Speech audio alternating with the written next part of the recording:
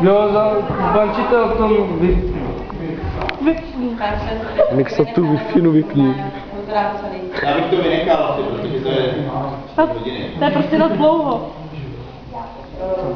No tak já to nebudu nic říkat, ale řeknu rovnou Spartakiádu. Můžu, že budu jít dostat. Spartakiáda? A teď! Takže co nás dál čeká? Teď se podíváme na další vystoupení, nazve jsme Spartakiáda.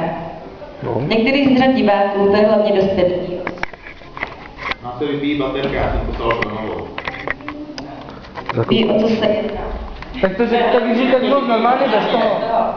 Tahle. Já předpokládám, že nejspíš všichni z žáků vůbec netuší, o čem je řeč. Spartakiáda byl československý název pro hromadná veřejná tělesná cvičení. Ale nehodláme z toho téma dělat přednášku, raději vám to předvedeme, abyste si mohli udělat vlastní přibližný obrázek, jak to mohlo vypadat. A pojďte. Takže teďko fotky Ty vole.